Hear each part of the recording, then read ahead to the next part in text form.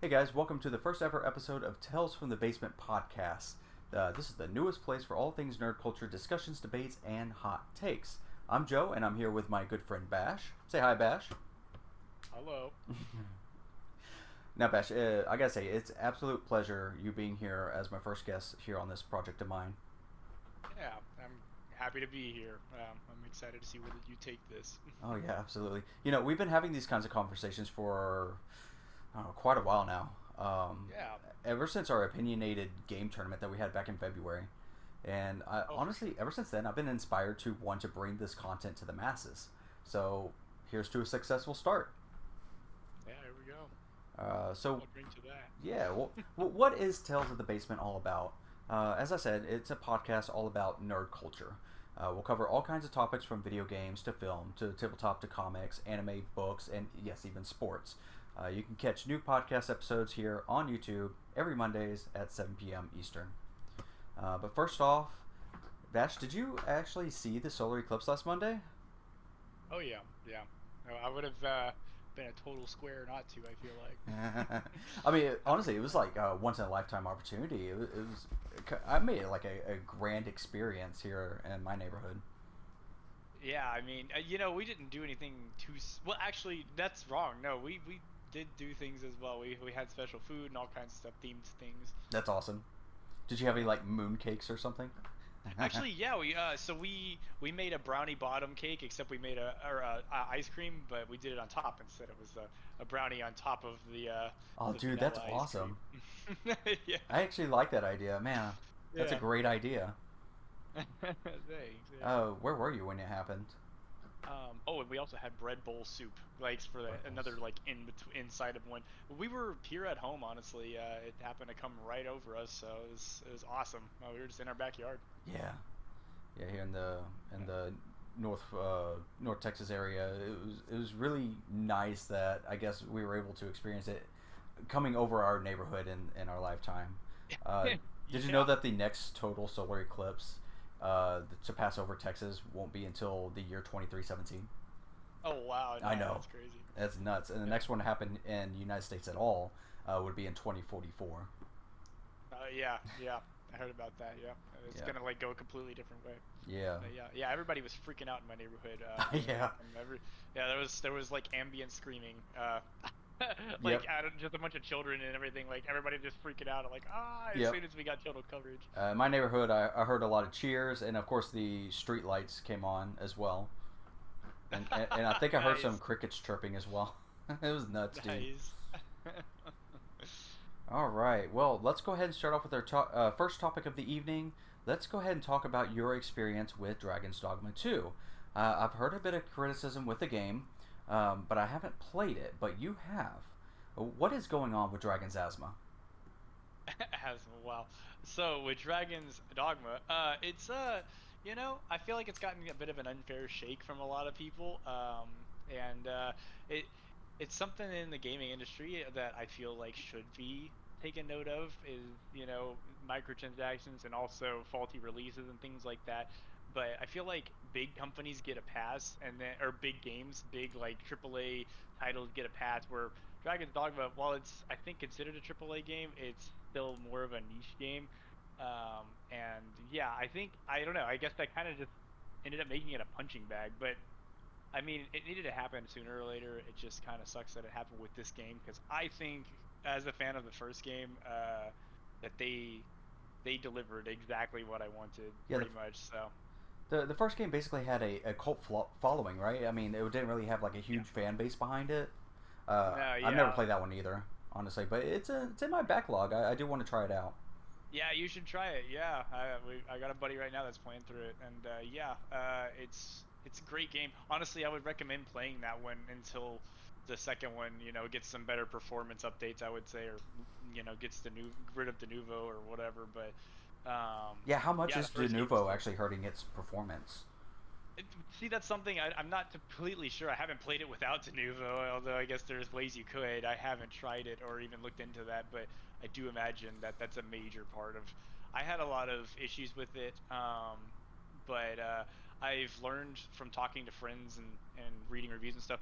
It seems like if I have 16 gigs of RAM, and it seems like that's probably where the issue is. It seems like if you have like 32 or more, you'll have like no crashes. So I had a lot of crashes with the game. I will admit that. So. Yeah, I'm looking to actually upgrade my PC here pretty soon, so it would be Right. among the first games I like to try once I get my hands on it anyway. De novo is a big problem. How egregious are these microtransactions at all? I mean, That's one of everybody's those saying things where different I'm things like, about it. I'm sorry. Yeah, that's one of those things where like I feel like it's getting unfair because like the the microtransactions are so minor that I didn't know about them for a long time, and so it they're there on the main title screen, I guess, but it's not obvious. It's right next to like the quit game little button, but like Is, yeah, it's is it like a store that you access? Is that what you I've mean never by gone on to the one. title screen, or are you talking about just a Steam page? No, yeah, I imagine it's an online store, but it goes. I imagine it honestly. It just links to the Steam page. I've never clicked on it. Did you actually see the ones on Steam page? They're only I like did. one-time purchases for Yeah, useless stuff that you can get in the game already. yeah, they're completely pointless. It seems like they were just filling a checkbox for like a suit or something that wanted microtransactions in the Yeah. game, and so they put the bare minimum in there. Oddly Um, enough, the microtransactions for Dogma 2 got more attention than the microtransactions for Resident Evil 4. yeah, it's wild, and like it's the same company and everything. That's what I'm saying. Like, and it's not even just Resident Evil. Like, there's so many games with bad microtransactions. One that I like to bring up is Pillars of Eternity. It has it's a free to play game, but man, the microtransactions, they're macro transactions. It's insane. It's like $20 for like a piece of like a cape or something. It's like $20. Yeah, that's insane. It's not like that in this game. Yeah. They were very soft with the microtransactions, and the things that you don't need.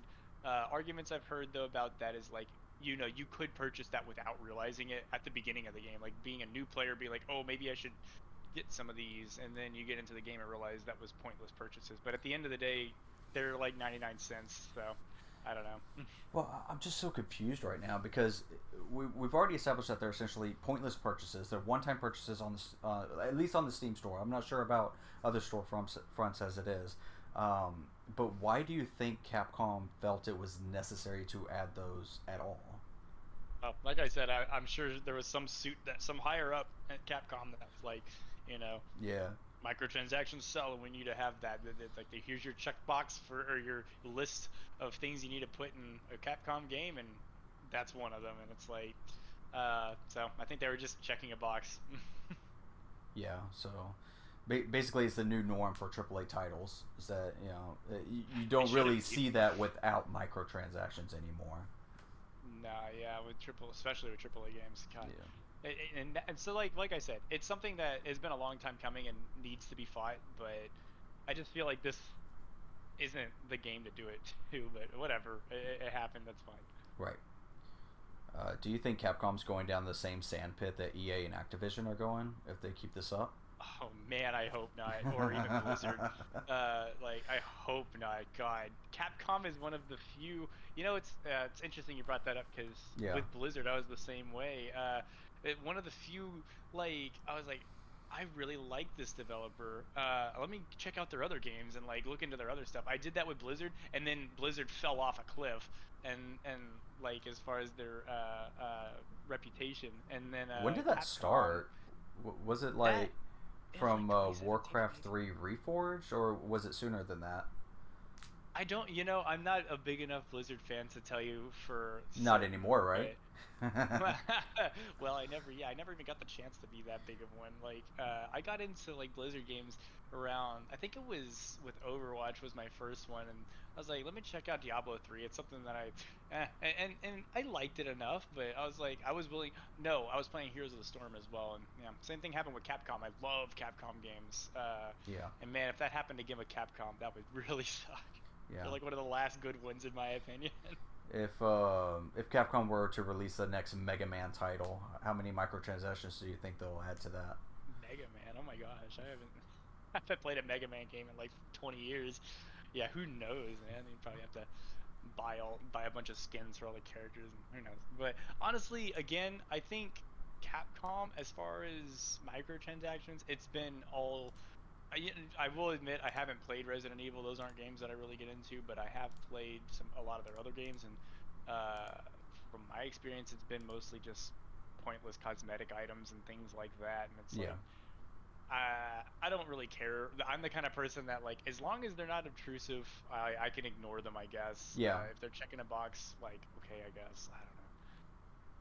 Yeah. Fighting it, I don't know if it's ever gonna go Yeah. away. If the microtransactions aren't, yeah, like you said, intrusive, and the game itself is balanced without them, then I guess I could just live with them on the side. I can live with them, but I don't blame people for fighting because it's still something, you know, I would love to go back to what it used to be and when there were, you know, the only microtransactions were expansions and, you know, and that was the good stuff. Those are the good old days. Yeah. Yeah. All right. Well, let's go ahead and jump into our main topic of the night. What exactly do we define a remake, remaster, reboot, and reimagining, as well as ports? Can we chalk all these terms up into just re-releases? Because I'm starting to go crazy with all these ridiculous terms. How would you There's a lot of names. Yeah, it really is. It's getting really, really ridiculous. How would you exactly define each of these terms in your own words? For me, like, let's see. So what you got, like, uh, well, ports are just the bare minimum, I guess. Yeah, But that should be the that's not a simplest one. bad thing. Yeah. Yeah, they're straightforward and it's fine. At least you know what you're getting with a port generally. Performance or whatever, you know, sometimes if it's from like console to PC, you know, might not be the best port for like PC controls sometimes. But yeah, yeah, ports are straightforward. You know, maybe you just get pixel upgrade or something like that, and that's okay. And then you got what remasters, which would be like what just upgrading the visuals, I guess, and Yeah, like that sounds keeping about them right. yeah, the core stuff the same, I guess, and then like a remake is a little bit a remake's in between a remaster and a reboot. Like a reboot is you know, taking an old or like a franchise but like changing it and making it a new game that's sort of similar like God of War for instance or something like those are reboots and then Right. yeah remake is like kind of in between where it's like they built it from the ground up but they built it to feel the same as the old game. That's how I describe them. Okay. Okay. It is a lot though, I will admit it's a lot Right. to keep up Oh, with. absolutely. But I do think they need to be distinguished. Oh, absolutely. So here's what we're going to do. With your definitions in mind, I'm going to go ahead and quiz you on a list of games that I have here at my disposal, and you tell me whether they are a remake, a remaster, a reboot, or a reimagining. And then afterwards, I will give you my definitions of what I believe they are to be. So first on the list, we have Final Fantasy VII Remake. Oh, that's right there. Yeah, it should be right. Yeah, extremely easy. It's right there in the title. Yeah, that's a remake. Next up is Last of Us Remastered. Okay, that's a remaster, I guess. Well, it's almost a Well, port, but it's a remaster. okay, all right, all right. So you graduate kindergarten. Let's step it up a bit. The Last of Us Part One. Last of Us Part One. God, I will admit, I did not play any of these remakes. These Last of Us remakes and remasters. Okay, well, just give me your best guess here. So this What one you I know of would the guess games. that's a Yeah. remaster, I guess. But You think? Okay. So. Last of Us Part One. Yeah, I would like guess it's a remaster. I didn't keep up with these games. These are so ridiculous. Oh, that's fine. If you don't know anything about the title, you can just pass. Oh, sure. Well, I guess I'd pass on that one. All right. I played the first one. Okay. The Legend of Zelda Wind Waker HD. Wind Waker HD. Well, if it's an HD, then that would be a port, is what it sounds like, or at least, I guess you could argue a No, that'd be a remaster, I guess. Okay. At that point. I gotcha. So the same thing for Twilight Princess HD. Twilight Princess HD. Yeah, I guess I would say the same thing. Yeah, these are another ones that I'm not too familiar with. Okay. How about any Pokemon re-release? Starting with Fire Red and Leaf Green. Oh, those. well, talking about Pokemon's a little bit more complicated. But Well, I know you because it's played like Heart Gold not too long ago. I played like most of the Pokemon games, and it's like from a fan's perspective, it's one way, but from anybody else from the outside looking in, they all look like the same game. But like I would argue that these are what would I say? Okay, comparing They're Heart Gold to the remakes. original Gold version. Yeah, like those. I would say those are remakes. Those are not remasters. They're remakes. They went from the ground up again, especially with Heart Gold and stuff, because they added that whole mechanic of like having every Pokemon outside the ball and stuff. That was Oh, like that's a a whole great big thing mechanic. they added. Uh, Yeah, and then and I mean, they brought that back in Sword and Shield DLC, but I don't think we've oh ever really? seen it since. I didn't even know they brought. I never played that DLC. That's Yeah. interesting.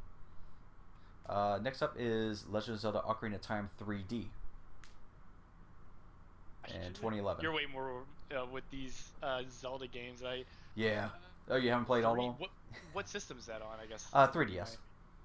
3DS. Okay, so then I that should be would tacking probably on the be years after these. the years. I want to know the systems because like the original system was a 64. So if it's on the 3DS, that would either be a port or a remaster. No, I would even say it's probably a remake. If I had to guess, I'd say it's a remake. Like they added some things Okay, as well as changed the visuals. I got you. So got Crash Bandicoot Insane Trilogy of 2017. Okay, that one. Dang, I didn't play that one, but from the outside looking in, that one is a remake from the ground up in a new Right. engine. Okay. Spyro Ignited Trilogy in 2018. Yeah, remake. Yeah, Yeah. Tomb Raider 2013. 2013. Is that's the reboot? I imagine. Okay. I would say reboot. That's the one where she has the bow, right? That's correct. Yeah, that's the reboot. Yeah. Gotcha. Tomb Raider Anniversary of 2007.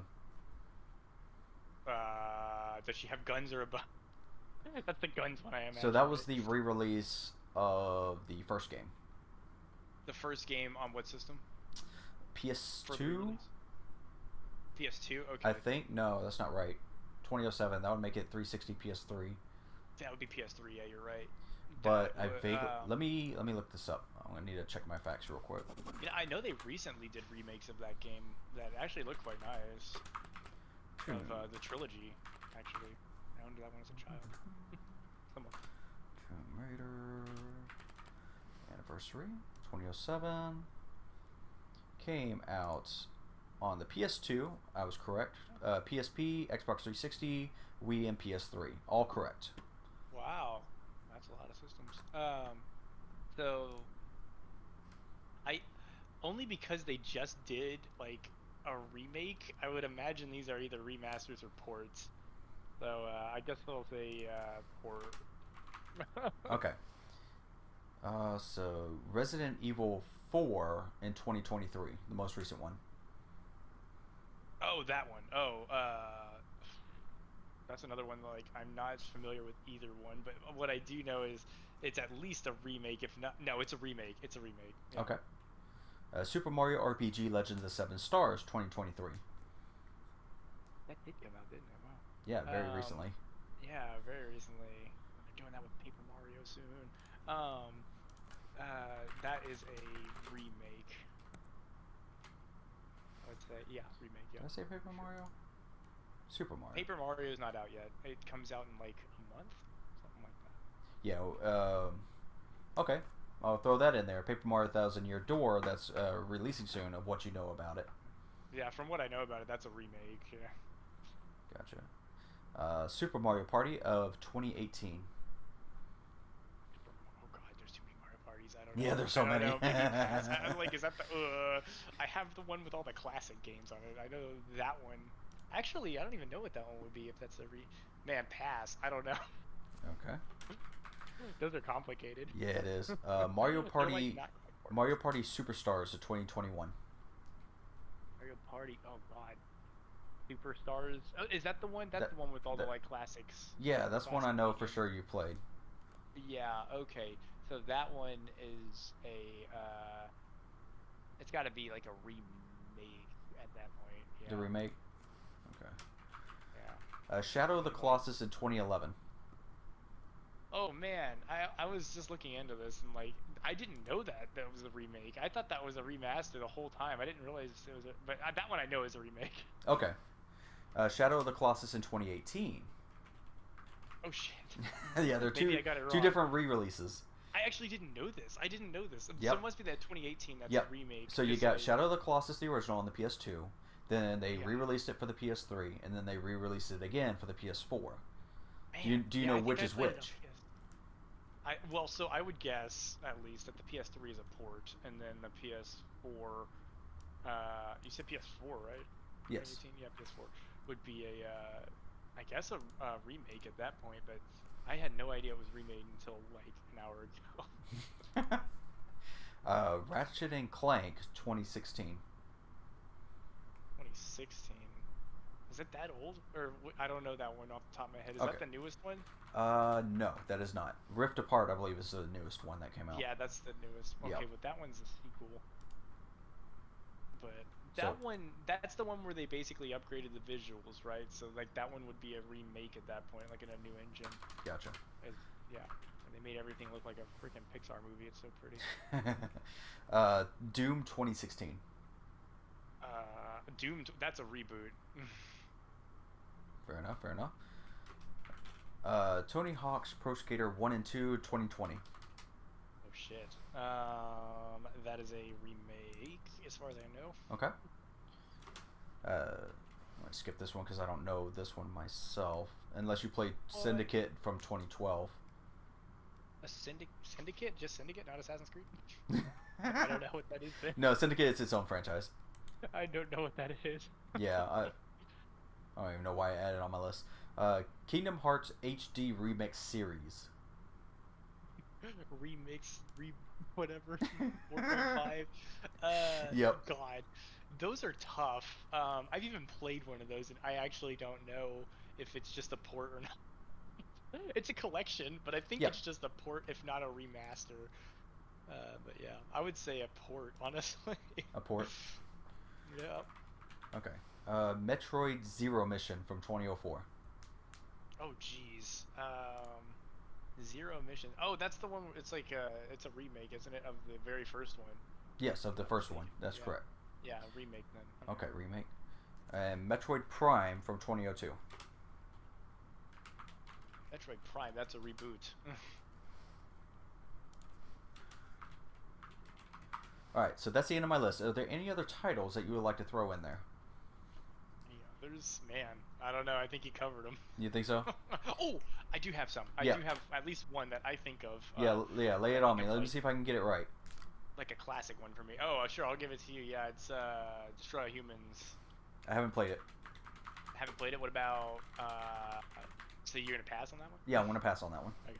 And then what about, like, well, you probably haven't played it either than the SpongeBob, Battle for Bikini Bottom? Okay, I've seen enough gameplay on that one. SpongeBob Battle for Bikini Bottom. That would be... It's either a remake or a remaster. I'm going to say a... what's the subtitle for it? Rehydrated? Rehydrated, yeah. So remaster. Okay. Yeah, and then, let's see. Those are the ones that I think of, yeah, when I was thinking of, like, remakes and remasters. Right. Yeah, I know you had some in mind. Yeah.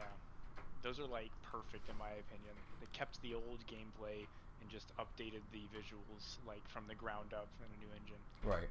What about Fallout 3? Fallout 3? Fallout 3, yeah, that is a good one. That's a I guess you'd call it a reboot in a way. In a way. It's kind of is it a reboot or is it a sequel? I mean, it's both. It's both. Yeah, the 3 kind of gives it away that it's a sequel, but it's not made by the same developer, so that's a tricky one. Right. It's not made by the same developer, and they completely changed the gameplay. Yeah, no kidding. It went from like a top-down isometric survival type game to a first-person shooter. Yeah, to a first-person shooter. Yeah. Story-based, narrative-driven. Yeah. I really do want to play those old ones. Yeah, they're pretty good. Oh man, talking about that too. On that subject, there's also Knights of the Old Republic. I think they were trying to remake that one, but I know it's in some sort of development. Yeah, Like, so I think it got canned whenever with the whole Embracer Group debacle went down. okay, But the developers were able to, I guess, buy back their company. I'm pretty sure that's the right one. okay, yeah, And I because think the project is back on. that's what I heard. Like it's struggling basically. Right. It was You kind can of call it in like development hell. yeah, it was some like in some bad waters for a while, but then it kind of came back on top. But that's one I'm actually planning on playing. At least KOTOR 2 is the one I've been recommended and I bought, and I'm gonna play that one at some point, hopefully this year. Yeah. I'm on a Star Wars high right now, so I might get around to it. Nice. Yeah, I've heard very good things about both of them. And that, from what I've heard, the sequel is just one of those where they improved in every way. It's like they're both great games, but the sequel improved everything. Okay, so that's the end of my list. Do you have any others you would like to add to it? Nope, I'm good. All right, so let's go directly to my definitions of what I believe each of these represent. Off the top of my list, the remake is basically rebuilding a game from the ground up, with like new visuals, new assets, same gameplay, same story. It's basically the same game, but it's built for modern consoles for modern times. Remaster is basically a step below that. It's bringing a game to the modern atmosphere, but they're just sprucing up the visuals without changing too much of the original game's design. A reboot is a completely fresh start to an existing franchise. Just like the Tomb Raider, and I believe you mentioned God of War as well. Both of those would represent reboots in my eyes. Now, reimagining is where it gets tricky, because reimagining is not exactly a term that gets tossed around too much. I found an article that basically describes what a reimagining is. Off of Mainstream 404, and I quote, "A reimagining has two definitions. The first is creating an old game." Let's see if I hit the wrong button. There we go. Is creating an old game with almost completely new assets, yet having much more creative control than simple remake. A reimagining can have everything from complete new areas to differences in the story, and reimaginings of this type are much rarer than remakes, reboots and remasters. Examples of reimaginings include Ratchet and Clank from 2016. I haven't played that game, but I'm going to take their word for it. I've actually seen the movie before I actually seen anything about the game. Seen that. So I mean, they're essentially following the same tropes. And we got Tomb Raider Anniversary Edition, the one that came out in 2007. That's considered a reimagining as well. I always thought it was a remake of the. What was that one? Tomb Raider Anniversary. I don't know if you played it. Which from '07 you said? '07. They're calling that a reimagining? They're calling it a reimagining. Interesting. Yeah, that was one term I was like confused on. I'm like, I don't use that. The term I don't use. Yeah, I don't think anybody does really. Yeah. But they also bring up, let's see, Tomb Raider reimaginings. However, have another definition, which is just reinterpreting a piece of work. For example, they bring up Metroid Prime as an example of reimagining of Metroid. Okay. So I guess that's fair. Me along with many others have always thought Metroid Prime was more of a spin-off, but it featured the same character in the same kind of setting doing the same things, but you went from 2D to 3D. Some would say maybe Super Mario 64 is a reimagining of Super Mario Brothers. You're doing the same thing, you get into the end of levels, you're doing platforming segments, but you're doing it in a different dimension.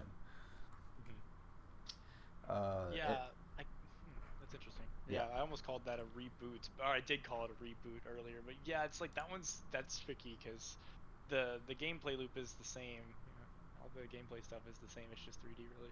Yeah. Let's see, reboots.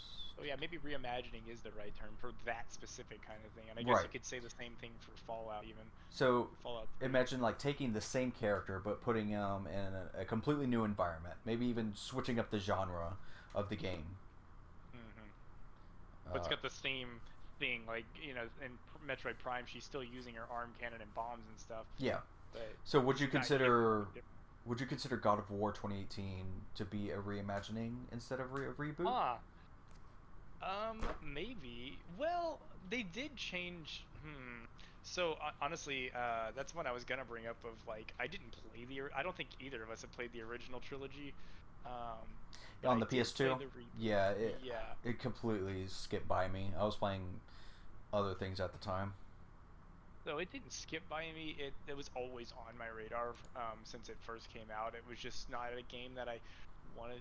I kind of compare that game to, for me, it was, even though it came out later, Prototype was one of those games where it was the same kind of feel, where like you're not necessarily a good guy and you're it's just a beat 'em up and kill everything kind of game, but like it's open world. And like the reason that that one didn't, I guess, maybe didn't appeal to me as much, even though I don't know if that was the age of like the open world games, but yeah, it was more linear. That's why I think that's part of the reason I didn't play those like so Okay, long ago. I don't know. I gotcha. Let's see. They also go into Syndicate of 2012. I've never played it. Barely even heard of it. But it's a completely different genre than the 1993 original. So switching genres falls into this category as well. And Yeah, I think that's a fair one. yeah, and to finish up the article, well, this part of it, reimaginings often double up as reboots and remakes, which is where a lot of the confusion comes from. More confusion comes from the two different definitions of the concept. So they, Yeah. yeah, so that's the example there. What's Yeah, because God of War 2018 is self-described or as a reboot, um, but with the reimagining thing, I do kind of like that for things like that. It's kind of hard to determine what they are, like Fallout 3 or Metroid Prime. Yeah, Those they're are not good common at all. examples. Yeah, they're not, but they are. They have happened more than a few times. So.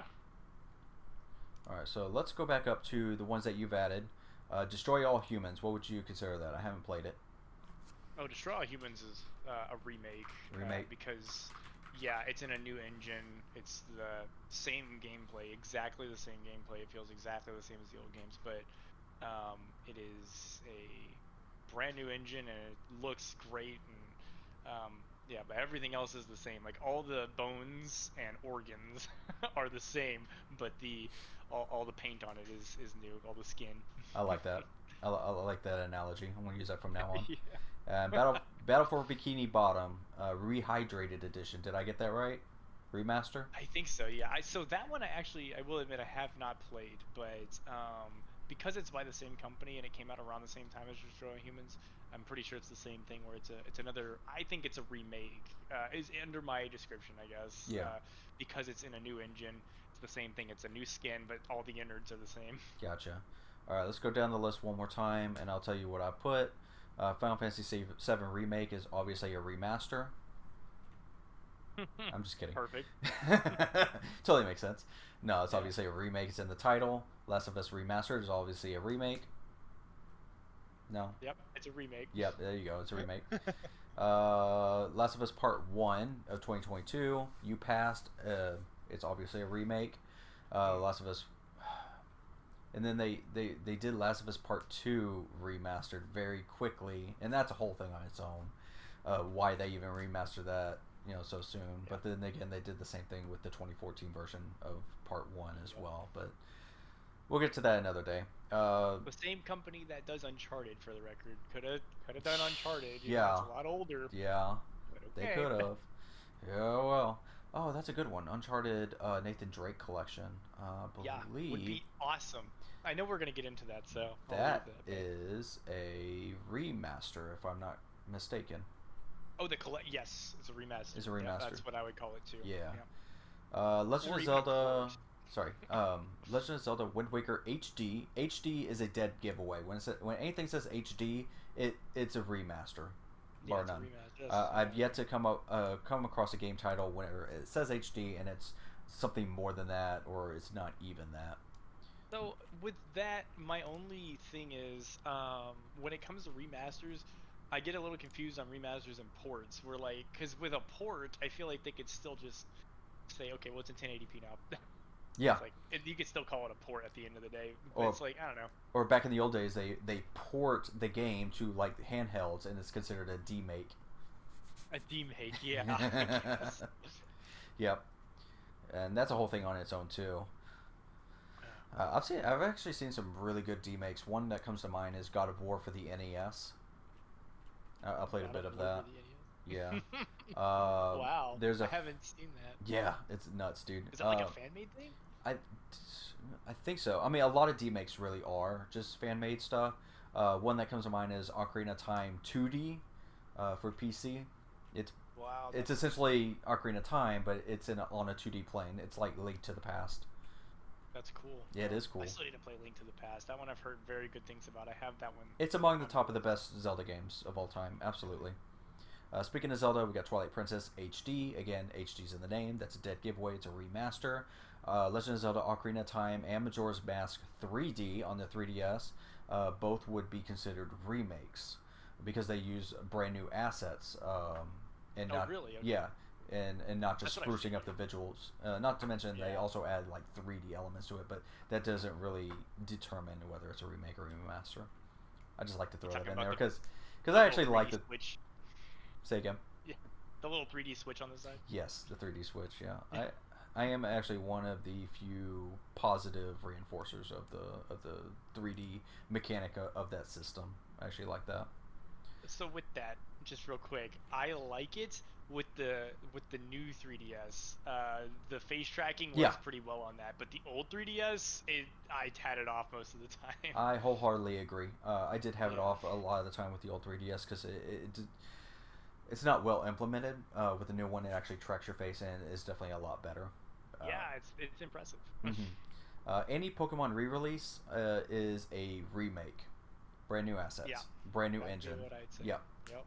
And in the case with Heart Gold Soul Silver, they add a whole lot more new content to it as well.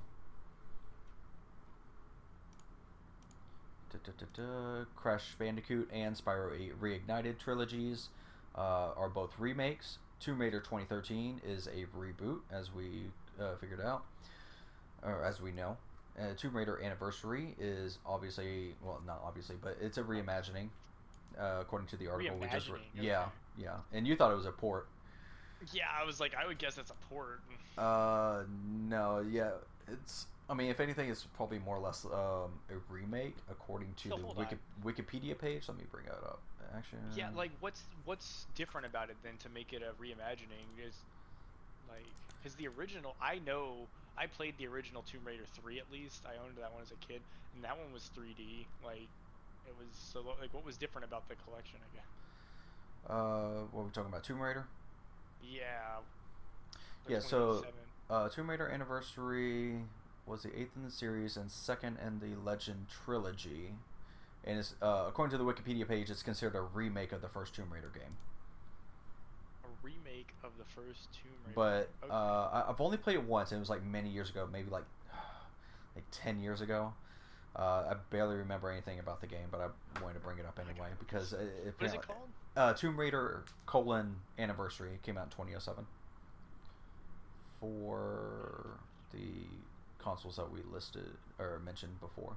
Oh, look at that. Wow. Yeah. Okay. Because I was like, what is the what does the gameplay look like? That's what okay. Yeah, that is definitely. That's not gameplay. Where is gameplay? Okay. Yeah, that looks way better than the. That looks like PS2 graphics instead of PS1 graphics. Right. You're probably looking at the Good. PS2 version of it. Yeah, that's the one I want to see. Yeah, because I wanted to see if it was in fact remade from the ground up. Because I was like, I figured back then I didn't think there really were remakes so much. That seems like more of a recent development for me. So yeah, spruced up graphics and everything. Yeah, that new engine. Well, and apparently everything. this is a reimagining, but that's the question. Like, what? Even though If we you say so. read the definition of reimagining, what exactly all falls into that category? It seems like it seems like that article laid out like some groundwork for what it means, and then like immediately went to naming wrong games. Because like I could see that for Metroid Prime and like Fallout 3, but for Yes. that game, they just like it's the same thing where like the innards are the same, but the skin is new, and Yeah. it's like yeah, that's a remake. Yeah, yeah. I mean, I would think so too. Anyway, That's but so what weird. would fall under a reimagining in my eyes would be Mario Party Superstars.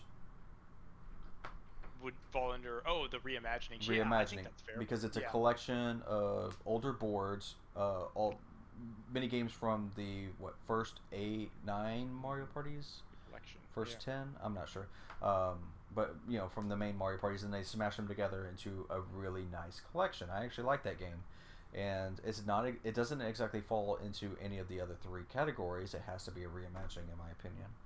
Yeah, it's definitely not like a port. Yeah, They upgraded all the graphics and stuff. It's really nice. yeah, Yeah. absolutely.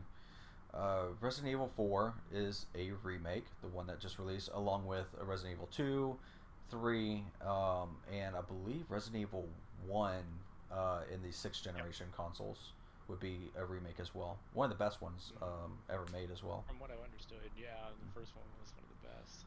Yeah. Super Mario RPG Legend of Seven Stars that just came out is a remake, brand new assets. Super Mario Party is technically would be considered a reboot in my eyes, because they skipped the naming convention and just kind of went back to, I guess, Mario Party 1, but they put Super in front of it, and they Is it botched that one up, in my opinion. is it new maps and mini games, or is it the same thing? Yes, it's brand new everything. So technically, I Wow. guess it's a Okay. sequel, You'd almost call it a sequel at but that point. it's not Mario Party 11. Right. Yeah. Interesting. So they're kind of rebooting the franchise from that point, but Yeah. they Indie Cube didn't really do so well in that front. Indie Cube. Yeah, that's the developers of the new Mario parties now. Ever since Mario Party Wow. 9. So they like sold the IP. No, 'Cause- so Mario. That's a topic I wanted to talk about. But Mario Party was developed by Hudson Soft for the longest time, up until Mario Party yes. 8, either 8 or DS, whichever came last. And then Konami just completely bought out the company and They just bought the stripped company. down that entire company. And it's such sad days from then on out. And then Dang. Nintendo I didn't had see that. their in-house development studio, ND Cube, take over, and ever since Mario Party 9, they also did Wii Party. They started developing, more often than not, crap Mario Party games. Let's put it that way. I've never even heard of Wii Party. Have you heard of Wii Party U? I bet you haven't. No. Yeah, they developed all Wow, it's that. one of the 40 games for the Wii U. Yep. But that's a whole thing on its own.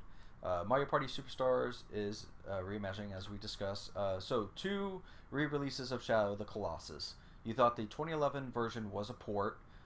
It's technically a remaster. It got remastered to the PS3, and Yeah, then remaster port, I guess, are kind of interchangeable for me. oh, okay. Well, in a sense, yes. Remasters are kind of in between ports and remakes. They're it's the same game, but it's spruced up visuals. Yeah, it's just got it's got a higher pixel count, basically. Yeah, Yeah, yeah. yeah. So I guess I didn't realize. Upscaled, you know. Yeah, Yeah, because I guess port has nothing changed. I guess so. Yeah, I guess it is. It would be a remaster. right, I just get those a little confused in my head. right. Let's see. So the Shadow of the Colossus of 2018 is a remake that they did for the PS4. I gotta look into that. Mm-hmm. That's So pretty cool. I guess if you want to play the definitive version of Shadow of the Colossus, the PS4 2018 version might be the way to go.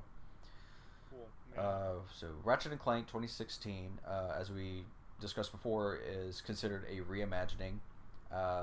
I haven't exactly played it, so I wouldn't know what the differences are between that and the original. It's crazy because, like, as far as I understand, it's just visuals. It's just It's just heavy visuals, visuals. yeah, just visuals and But maybe some assets and stuff. no, it is. It is. I think you're right. It's a reimagining. Only because I didn't see the movie that came out with it, but I do know that the movie wasn't like a one-to-one with the original game. Right, But the game that came out alongside the movie was a one-to-one with the movie. right. So Yeah, that does mean so it's a different story. yeah. So I felt like I got like all the Ratchet and Clank I needed from that game by watching the movie. Yeah, that from what I understand, it's basically the cutscenes in the game are just the movie. Yeah, absolutely. Kinda Doom crazy. 2016 is obviously a reboot. Tony Hawk's Pro Skater 1 and 2 of 2020 is a mashup of the first two Tony Hawk games into a remake, and that turned out very well, in my opinion. Any of the Kingdom Hearts part of the HD Remix series are all remasters. HD gives it away. Yeah, I think I called them ports. You did call them ports, yeah, but to you they're kind of interchangeable. Yeah. So you would think the same game on a newer console automatically should have better visuals. Yeah, I was gonna say, like, I feel like that's the bare minimum at the very least if you're gonna port it to a new console, or or especially if it's something that was, from the time of like tube TVs or whatever. Right. Like, you might as well update let it be, Okay. the current. Do you have the same argument about any of the Nintendo Switch Online re-release games for their Game Boy line, Super Nintendo line, NES line? I don't have enough. What's the word? Enough like knowledge with that, I guess, because like as far as I understand, those are just ports. Okay. What about Virtual Console for the Wii and Wii U and 3DS? Okay. Yeah, Virtual Console. Yeah, it's just or for the Wii and Wii U. Really, they have a Virtual Console for that too? I didn't even know that. Virtual Console first released on the Wii, I believe, in 2007. I had to research that. Oh, okay. But it's a re-release of all classic titles for the NES, SNES, Genesis, N64. Just classic titles that are up on the Wii, and that became a huge deal altogether. But I knew about those. Those are more or less considered ports, and not exactly remastered versions of them.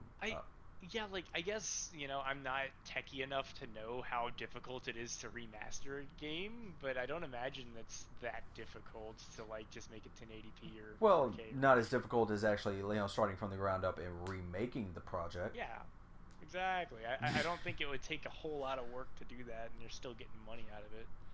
I feel like you get more purchases that way too. Yeah, that's a conversation on its own as well. It's like how justified are all these remake? Actually, you know what? We will be discussing that later. Cool. Let's see. Kingdom Hearts Metroid Zero Mission is a remake of the original with some added content, and Metroid Prime, as we discussed, should be considered a reimagining. Yeah, reimagining. I mean, technically it's a spin-off, but it's making the jump from 2D to 3D, which makes it more or less a reimagining. All right, so that does it for that. Is there anything else you want to add to this topic? No, I think we're good. We can move on. Okay, Bash, what games would you like to see as eventually making its appearance as a remake, remaster, reboot, or reimagining? Ooh, let's see. Well, the first one that always comes to mind for me is my favorite game that I go back to regularly, like yearly, I would say, is Bully. Bully? Yeah, Bully is one that I think you could. I mean, they said they were gonna make a Bully 2 or Red Dead Redemption 2, and did Red Dead 2, and it's like, oh, Bully 2, everybody's on a whole bunch of hopium for that. It's just like, I don't think it's ever gonna happen, but if they do it, like, it doesn't need to be called Bully 2. It can just be a reboot, reimagining kind of thing. Okay. I played Bully 1 myself, and it definitely, in my opinion, did not age very well. I got the Scholarship Edition on the PC, and I played it that way. I actually busted out my old PS2 controller and hooked it up to my PC to kind of get the original experience for it, and I have no nostalgia for that game whatsoever. Yeah, that's fair. But yeah, it's one I go back to all. I mean, everybody's got their tastes, I guess, but man, it's so good to me. Yeah, it's one that would definitely need a remake in order for me to spend more time with it. Let's put it that way. Yeah, but I don't know, because I think it would be cool if it got a remake, but for me, but then that's just me, I guess. But part of it is the old looks of it and stuff. I like that era of games where like open world games were kind of foggy because of the whole rendering. Like limitations of the console. And fog and cloudy days are like my favorite kind of weather, man. So it's just like I just loved that vibe of those old games. So. Well, it definitely helped in horror games. Oh yeah, for sure. Yeah, old Silent Hills and stuff. Oh gosh. Oh, you know what?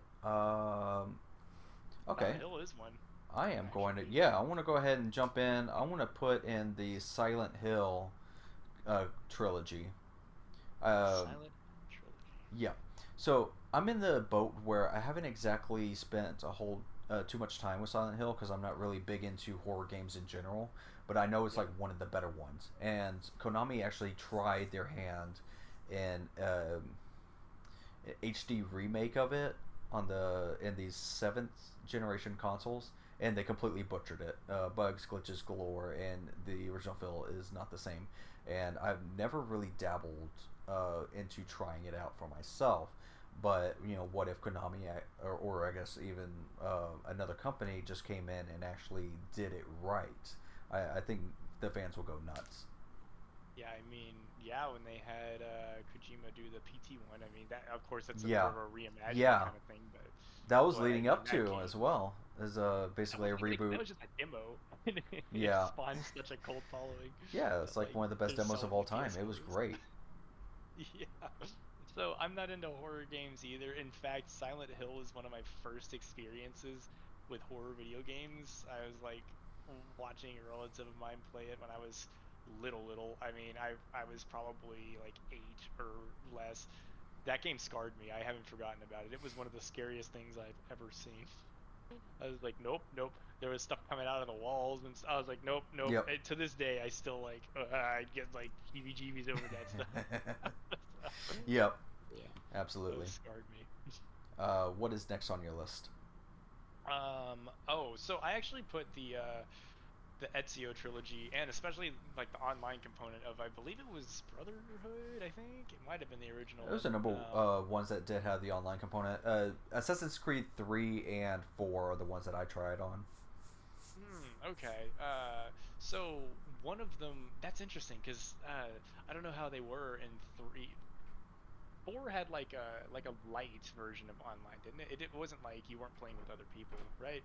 Uh, the game mode I played was basically a deathmatch mode. That either Wow, I didn't know either this. you it was you up against someone else, and either you or him were running away from one another, and you're supposed to you get points for hiding away from them, and the longer you live, and then the assassin would get points for, of course, assassinating you and finding you in the crowd.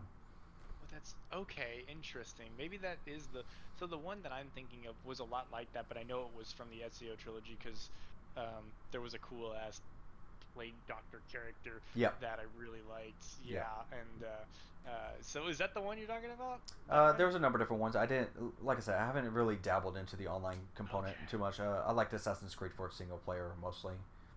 Okay, yeah, no, so did I, but like that specific online component, I don't like online games a whole lot. I'm okay with them. PvP is something that just gives me anxiety. So, but this game, it was so fresh and original that it's a memory that like is just so fond of like, wow, what an original idea, and then they just like never brought it back. Where something similar to what you were saying, except it wasn't two players. You had, I think like 4 to 8 players. I couldn't say exactly, but there was a lot of players, and Yeah, each yeah, yeah. person would pick. Yeah, each person would pick like a character, and the crowd would populate with copies of that character. Right. So you wouldn't know which one is the real one. You'd have to kind of figure out how which one is acting more like a player and not an NPC, and then Yeah, you'd go exactly. chase them down and assassinate them. Yeah, No, you're absolutely that right. Yeah. online. Yeah. So what I'm talking about, yes, it's that environment where you're up with like eight other, or I guess seven other players, and you get tagged with one other player who's either hunting you down or you got to go find them, and Yes, then that's and then right. once somebody dies, then it switches over to the next character. I forgot about that. I forgot about like how exactly the points were set up like that. But yeah, that stuff was so cool to me. It kind of reminds me of even like Watch Dogs and stuff, but that's a whole other thing. But yeah, so that online component, I would love to see that come back. That'd be really cool. It'd be fun to like watch people stream that even. And then, but yeah, the Ezio trilogy in general, I think that one's just a generally well-received game that like hasn't gotten a proper like remake, and I think it'd be really cool if they did give it a proper remake with the old school Yeah, it's got plenty of mechanics. re-releases as far as either straight up ports or remasters, but you would like to see it Yeah. rebuilt from the ground up, right? Yeah, for sure. Yeah, I think that would benefit and probably be profitable and things. Okay. It's one that like I don't think I feel as strongly about as others. I think my favorite Assassin's Creed is Black Flag, but As so many others, yeah, or like so but many that others. CO trilogy is strong. Yeah. I've like it's a strong second for me, but I have to go back and play it. It's been so long, Hmm. but that would make me do it if it got a remake. Oh yeah, absolutely. No, I For wholeheartedly sure. agree. Now I have a question actually for you because you've played the game and you like it, but I've never played it. But Chrono Trigger would that benefit from like a remake? So Chrono Trigger originally came out on the Super Nintendo. Phenomenal game, one of the best of all time, for many many reasons. It did get a re-release for the Nintendo DS. I Oh forgot which really? year. I want to say 2009. I had to do my research. That's one that I wanted to play, but it was already too soon after playing the Super Nintendo one at the time that I was interested in it that I just kind of passed over it. But it adds a lot more endings. It's one of those games where you basically can choose your own ending depending on how you played the game. It is really good. I believe the Nintendo DS version is a remaster, but let me check Wikipedia real quick, just to double Yeah, check. that's actually one of those things. Because you said it's for Super Nintendo, so like Super Nintendo has beautiful graphics that just Oh yeah, haven't really timeless. they've aged extremely well. Yes. Yeah, and so it's like even if it was just a remaster, it'd still look great. And that's why I'm curious if you think it would benefit from a remake, or do you think it the what's the word the charm of the pixel art is like what makes it. I think Chrono Trigger is a. Oh yeah, it also got a re-release on the PS1 as well, and It that's just is. a straight up port. I think Chrono Trigger is one of those Casablanca situations where it's perfect the way it is. It doesn't really need a remake, because Wow. a similar game, Legend of Mana, got a remake treatment, and that did not go so well. That did not. They changed Did up it the not? visuals to make it look super ugly, and it completely missed the point of the original feel of the game. And I fear if Chrono Trigger got that treatment, it would completely botch it for new gamers. Legend of Mana. Now I gotta see this because I swear I've seen gameplay of the new version of this and I thought it was fine. But let's see. So Okay. there's a slightly enhanced Chrono Trigger that was ported to the Nintendo DS. So I guess in a way it's kind of a remaster, but it's not technically a remaster. It's like less of a remaster. But since it's on like the DS, which is a handheld, I would say it's more of a port. Okay, hold on. So you're telling me that Legend of Mana remake is the one that got it bad? You don't like that one? I haven't played it myself, so I don't have a particular strong say in it. Um, Okay. but the general reception is that it went pretty poorly. That's interesting because I'm looking at pictures now and from what I can tell, it looks like instead of being completely pixel art, it's pixel art on top of hand drawn art or probably digitally drawn art, but like it looks really pretty to me. Okay. Um, as like a so because yeah, it's interesting that you put it that way. Yeah. Because like I my argument with that is like as far as I don't know if we're in this subject yet, but if you want to like save it, let me know like of the subject of like what deserves remakes and what doesn't. I guess I don't know. Did you want to save that for later, or is that where we're at? That's where we're at right now. We're Okay, discussing so games that we would like to see come back as a new form of remake or remaster. okay. So you brought up Casablanca, so I wanted to bring up movies as well. Now I'm Yeah. not a film buff Oh no, that's whatsoever, fine. Yeah, by all means, go but ahead. what I will say is as far as like because I feel separately on both of these. As far as movies go, I feel like generally speaking, they don't need remakes. They're fine the way they are unless they're somehow lost media or something. I don't know. Like, I Well, just don't think they for need movies in remakes. particular, they don't necessarily get remakes. They get reboots, and Yeah, I that's suppose. technically a movie's remake. Well, I mean, well, what about Lion King? Like, is that a reboot or a remake? I don't know. I mean, I A guess you could say it's a reimagining. reboot. Reimagining, Uh, sure. okay, I think people call them live action remakes Yeah, because yeah, Disney's been on a spree on that with movies like Beauty and the Beast and Little Mermaid, yeah. and they did 101 Dalmatians way back in the 90s And did any of these need or them? No. 2000s. Say again. None of these did any of those need a remake or anything? No, I don't think so. I feel like the argument can be made that It's all about money, most. bringing in Yeah, new of fans of course. Disney. Well, then I don't know. Like, find a way to re-release the old stuff, in my opinion, because it's They just have, like, because they've been yeah. locking in a vault and then waiting for the right time to re-release it, and Well, building we're up talking about hype and Disney FOMO specific. and Yeah, all that jazz, and it's kind of out of hand in my opinion. it is. But like even outside of just Disney, like it's just not necessary. Like I feel like I would prefer more new ideas with movies um, than reimagined remakes. Oh my God, like Wonka, dude, how many remakes, reimaginings do you need of Willy Wonka, man? Like, come on. Yeah, there's too many right now. Did you see that remake of Willy Wonka in that warehouse? Or the excuse me, the Yeah, reimagining. reimagine. I feel like everybody saw that. It's God. the unknown. My God, so cringe, dude. Yeah, it And was. then Oh, it was an so awesome meme. yeah, so that aside, I would say video games, in general, benefit from remakes or remasters. Well, at least remakes, I would Yeah. say. I don't. Remasters are fine in their own right, but at least with a PC, you can generally Yeah, kind of get PC's a. different because PC is not exactly a console that becomes obsolete over time. It's just the Right. guts inside that need replacing. But once something releases on PC, it's generally there for a very long time, unless the developer, or excuse me, the publishers themselves take it down and delist Yeah. it.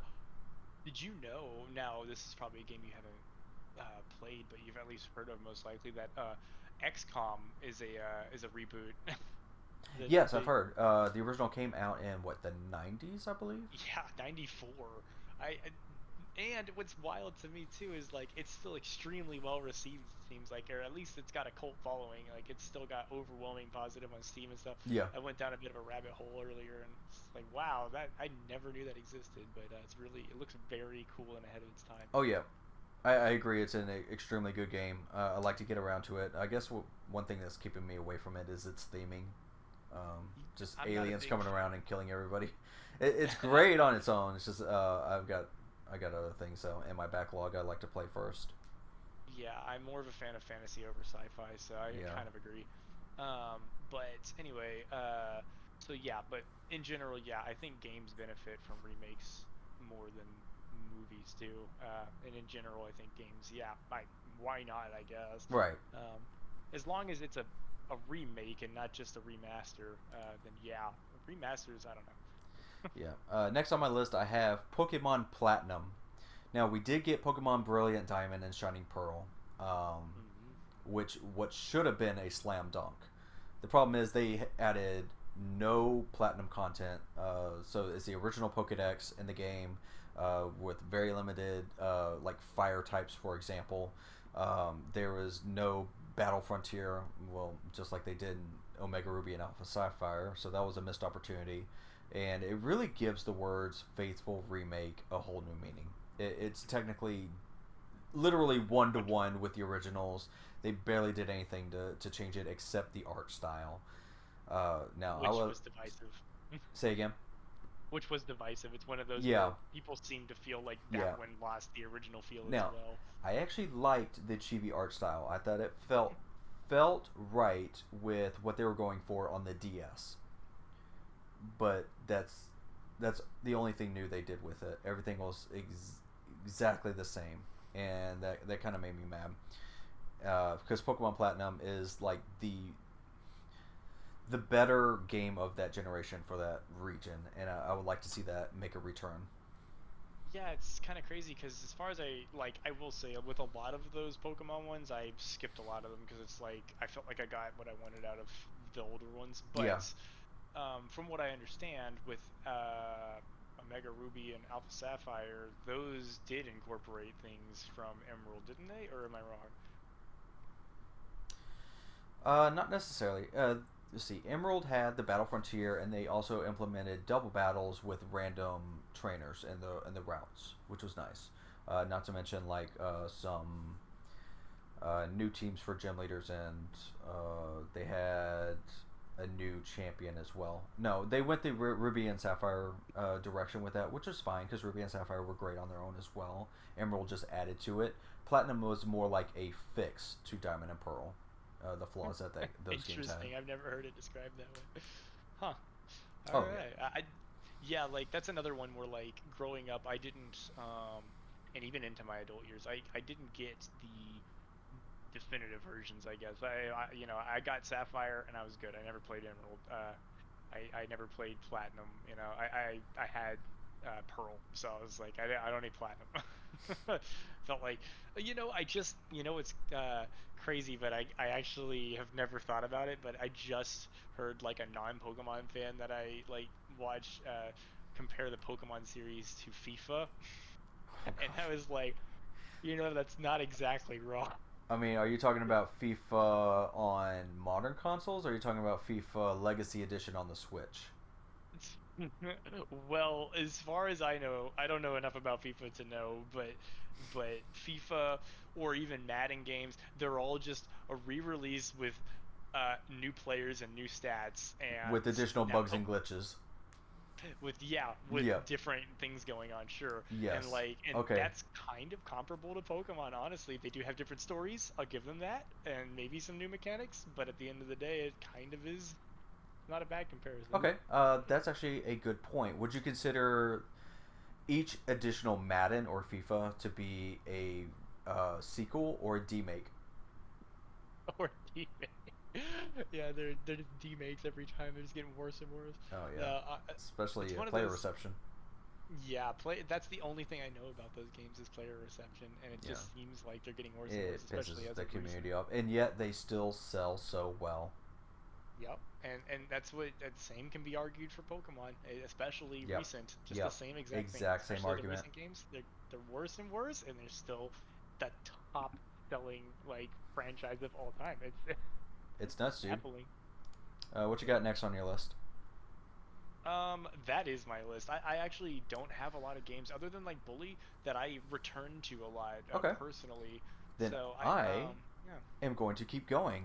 Speaking of football, NFL Blitz is next on my list. I that's a good one. freaking love NFL Blitz. That if I were to name like the best game of all time in for me, it would be the 2003 version.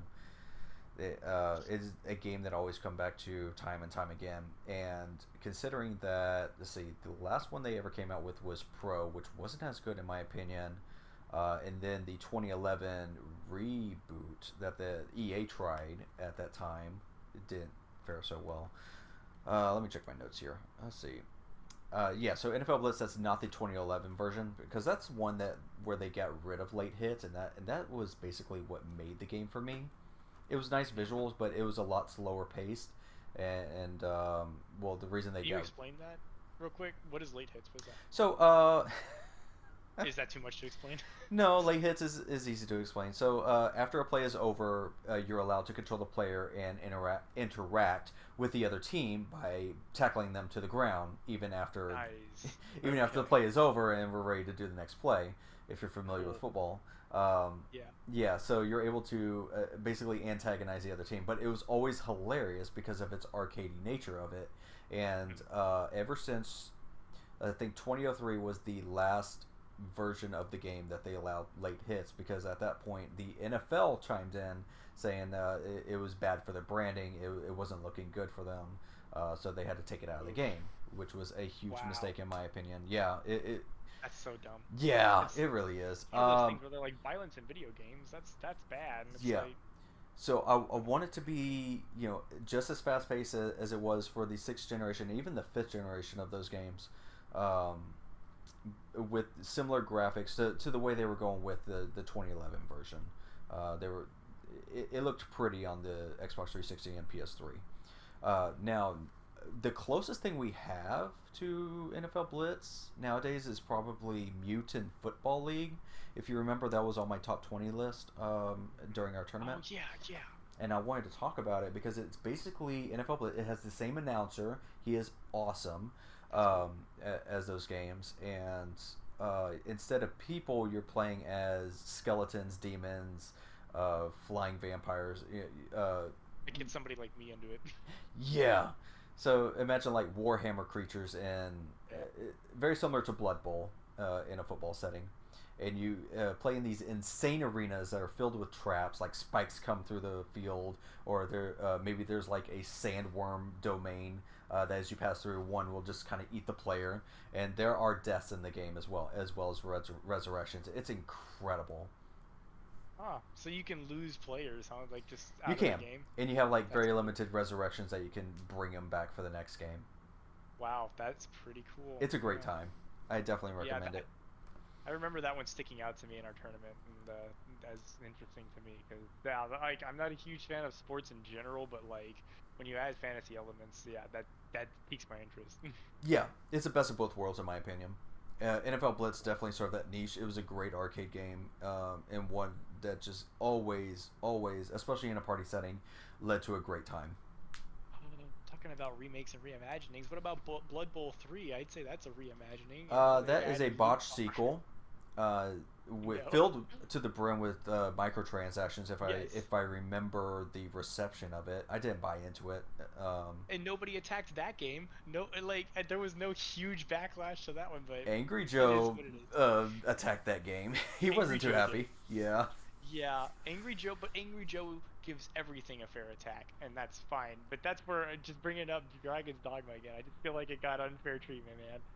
It's like it wasn't that bad. Come Yeah. on. Yeah. No, I hear great things about Dragon's Dogma. It's just a shame that it gets mixed in with the bad press on Yeah, the the performance and the microtransactions that, in a sense, doesn't really justify or doesn't need that kind of press. yeah. Well, not mostly negative reviews on Steam. Like, just geez, that was Yeah, rough. But yeah, it got um, review bombed hard. yeah, and but some people were saying rightfully so, and I'm like, man, really? Okay. But yeah, but back to Blood Bowl 2, like, or Blood Bowl 3, like that was one I was actually really interested in because I was like, I I was looking knew forward about, to it. yeah, I Yeah. heard about the old Blood Bowl 2, and it sounded cool, and I was like, they're making a third one, awesome. This will be a chance for me to step into that and get some of that. But once you told me about Mutant Football League, what is it called? Yeah, MFL, Mutant Football League. You can find it on Steam. Nice. Yeah, that gives me hope again because I was like, once Blood Bowl 3 came out, I was like, like I just saw the reception to it, and I was like, no, I'm not gonna get the experience after all. Dang it. Yeah, so as well as franchise mode, MFL has a dynasty mode where you can like play multiple seasons out with the Oh, team. nice. Yeah, and then try That's to, awesome. I guess, win the whole thing. And what's great about MFL is it's basically a parody of the NFL. So you got teams that resemble the real life teams with very Oh, similar that's names. awesome. So instead of like the Dallas Cowboys, it's the Malice Hellboys, and then they got Awesome. they got players that sound just like the real players, which is amazing. So you can kind of like make connections in that way. Yeah, that's cool. When was that one? Or is it up to date, or is it like It's up to when was date. that one? Yeah, it's Oh, got it is. all the current teams. Wow. Yeah, they've been actually doing roster updates for it. I've noticed. I haven't touched it in a hot minute, but the last time I played, they actually imported the newest roster into the game. I'm looking it up right now. Next on my list, I have two games that are fair and near to my heart. The Legend of Zelda, the original from 1986, and Zelda 2, The Adventure of Link. Oh yeah, I hear Yeah. good things about both of those. I hear good Uh, things about one of those. Really, I hear good things about two as well. Is that the one you're referencing? So yeah, Zelda Two 2 people? is considered the black sheep of the Zelda lineage. It's considered one of the bottom tiered Zelda games of the franchise.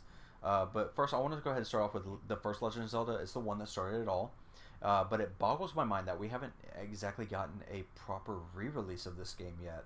The closest thing we have is Breath of the Wild, but it's more considered a spiritual sequel to the game Yeah, rather than reimagining. I guess I guess more of a reimagining to it, as it accomplishes the same open world gameplay as the original, and it's a real choose your own adventure type game. and that's what the original was trying to be. Because um, Miyamoto made the game to portray his love for just going out and exploring caves, and that's what Yeah. it was all about.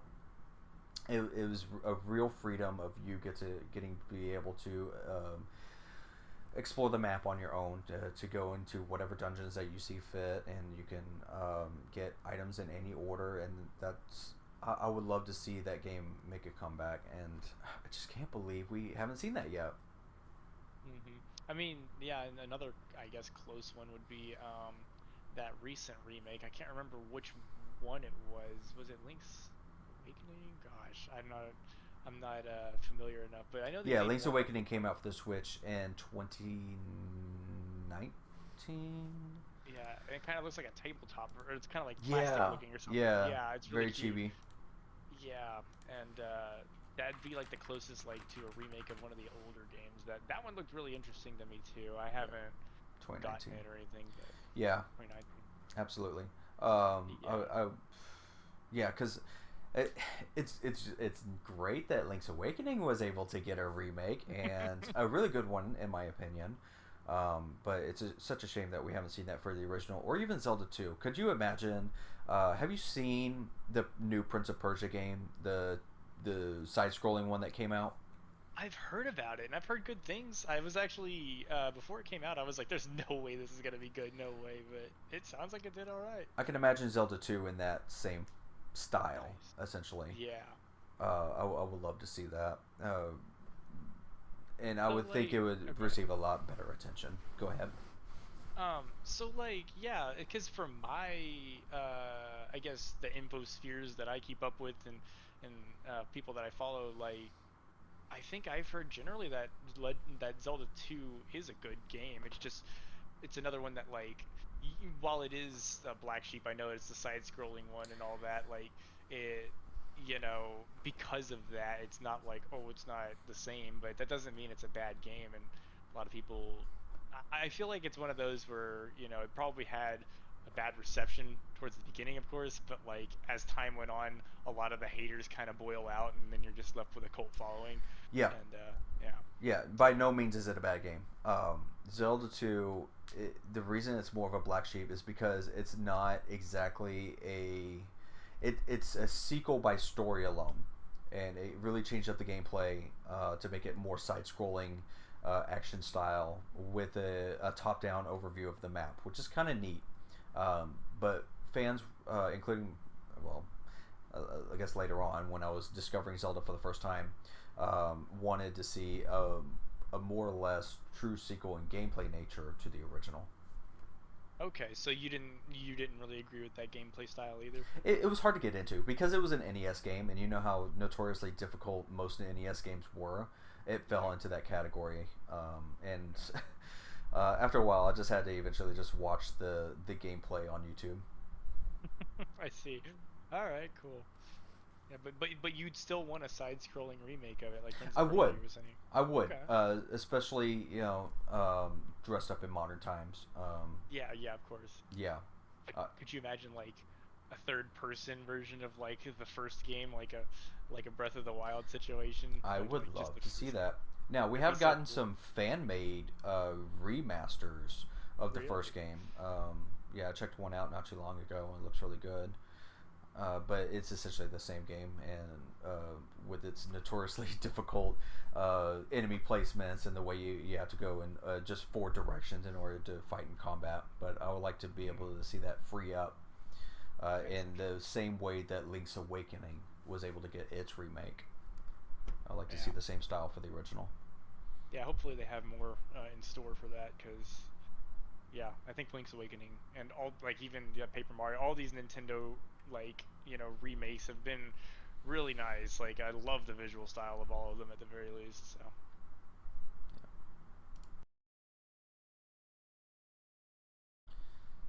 All right, Bash. We went over the games that we would like to see as a remake. Which games do you think did not deserve to be a remake, remaster, reboot, or reimagining?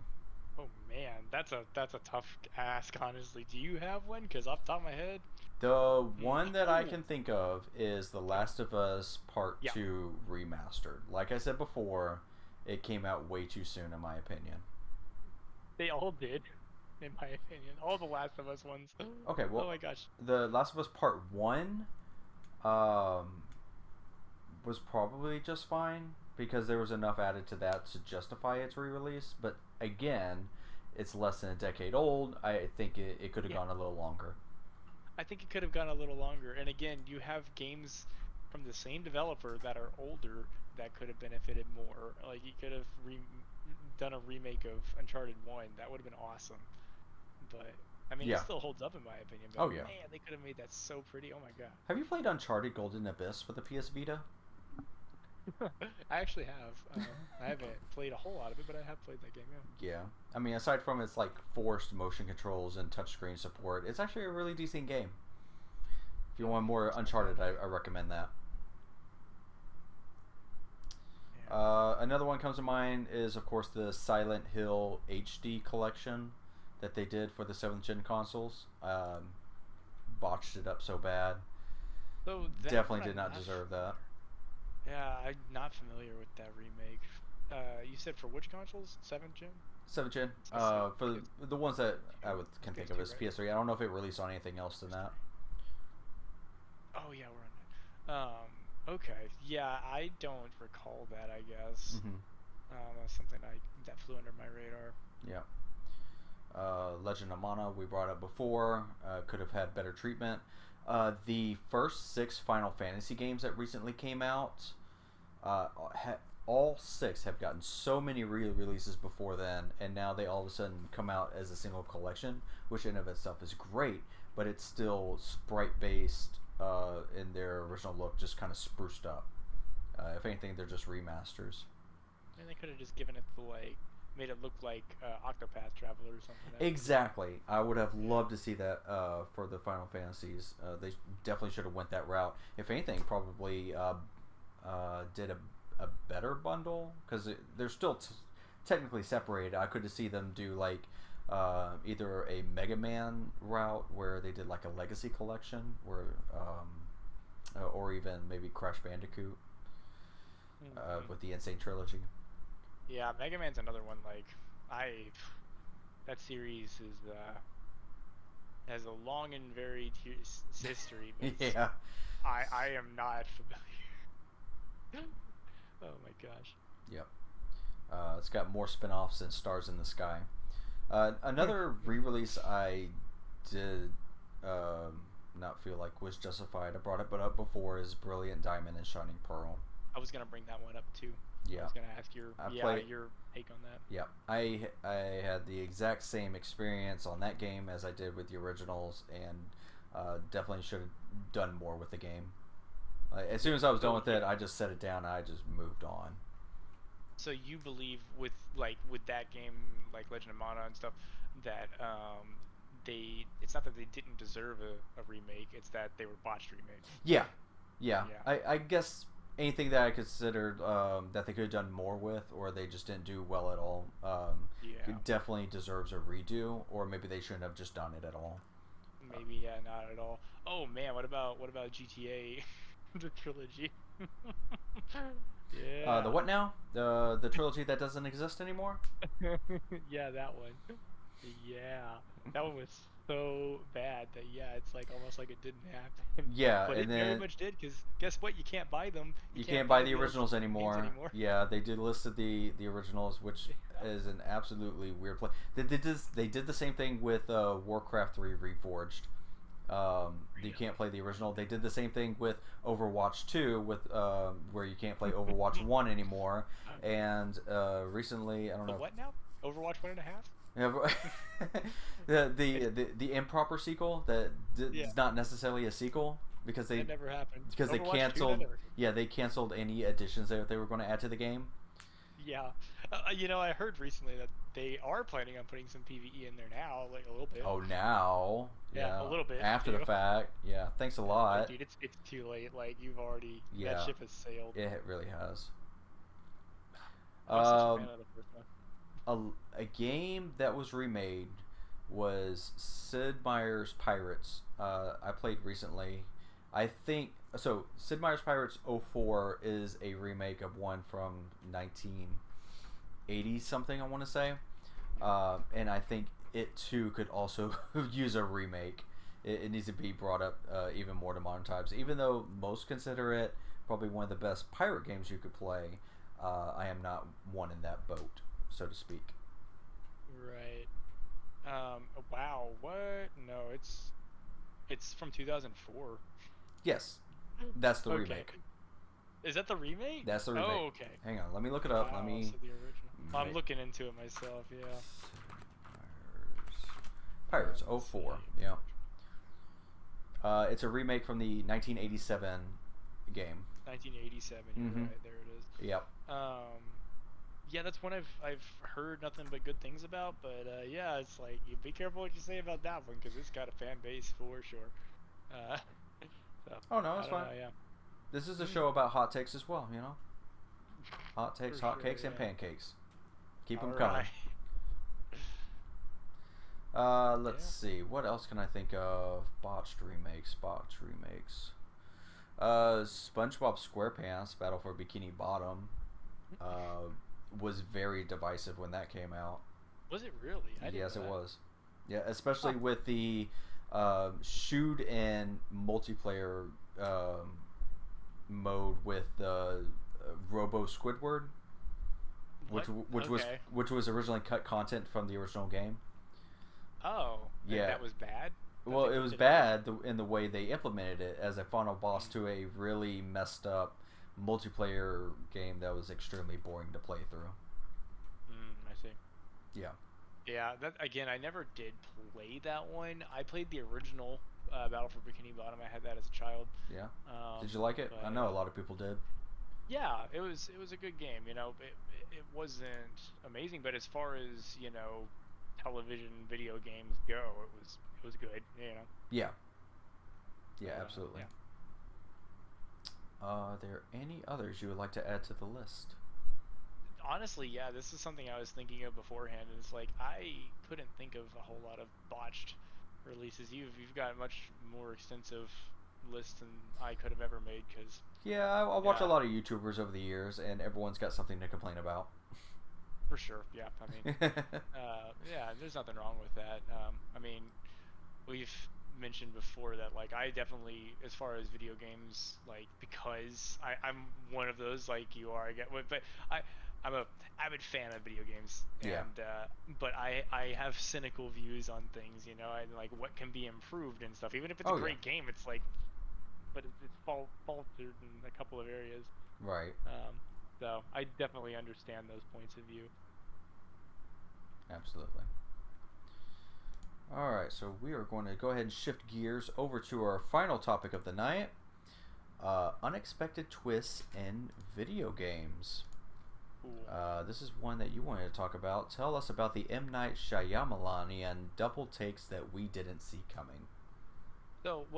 So I guess if this is gonna be more of an open-ended chat, because like for me, I would like to keep this vague. I have no idea. This is your thing, so we can talk about spoilers if you feel like it. But Oh, by all means. personally, yeah, personally, I don't need to get into spoilers. You can if you'd like, but for me, I'm like, in just general broad strokes things, like I like when games can go a different direction. I mean, Mhm. the one that we did bring up, I guess that I wouldn't feel bad about spoiling, for instance, is Uncharted 1. I keep bringing that up, but like, yeah, Uncharted 1 had a weird twist towards the end of the game, and with Yeah, like zombies going on. It's yeah. not as like, It was following kind of a realistic take of adventuring and yeah, doing, I guess, what Laura Croft does, but with Nathan Drake.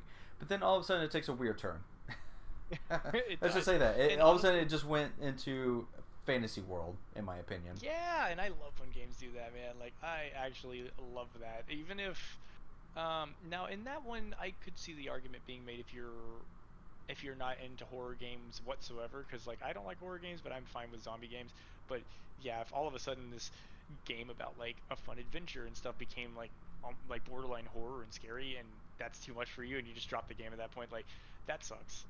You could lose people, but I guess you're always running that risk with twists in games, anyways. Yeah. But yeah, for Uh, me, I like that stuff. I actually love when they do that. let's see. A twist that sticks out in my mind is Chrono Trigger again. That game is so good, especially in the part where a particular character, let's just say, is not around anymore, and you have to go out of your way, side quest, in order to bring him back to your party. And it's a tearjerker when it first happens, and it's another one when you finally get him back, and it just makes it come full circle and complete the game, particularly for me. Interesting. I know that game is about time travel, so that makes sense. But Mm-hmm.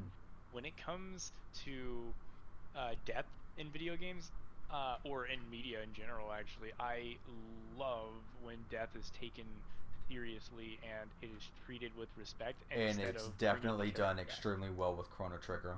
That's why I That's bring it up. good because And like but the thing is, I don't like when they bring the dead guy back. In Chrono Trigger, you could probably make the argument because it's about time travel. it's about time travel, so About time in a way, there's a it loophole to that. it fits. It fits Yeah. in the yes, and that is fine.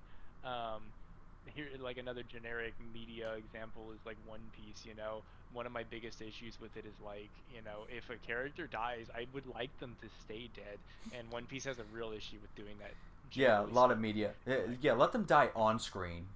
For let them die. Yeah, let them die, and let that be that yeah, shock. Let that sink in, and that yeah, character's gone now for real, and yeah, it's like that's cool. Like, or comics, they never do that either. It's like I get that with like the big guys like Batman, Wonder Woman, blah blah blah. yeah. It's like, but then don't kill them in the first. I don't know. It's like you can have multiverse stories, and maybe that multiverse Hmm. ends when they die. It ends, and that'd be really cool. It's just so much better um, when their death means something to the whole story. Yeah, a trope I see a lot is that a character dies off screen, whether by like falling off a cliff or whatever, and then all of a sudden they return as like, oh, actually, and then backstory, actually they were actually, able to slip out just in time, or maybe they were able to catch themselves, Oh, you know. Chewbacca wasn't on that ship. Yeah, he wasn't on that ship. Like, come on, dude. Like, come Subverting on. expectations. You really thought this character was dead? Oh You well. thought. Yep. Like, Yeah. no, actually, in my opinion, that's exactly what I expected. It's like, you didn't really kill him. Yeah. But if they did, It's it would not a have been shocker like, anymore, guys.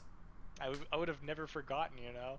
And Yeah. that only just popped in my head. Like, it's just out of convenience that popped in my head, but something I forgot about until this point. It's like, because it meant nothing. It means nothing when you do that.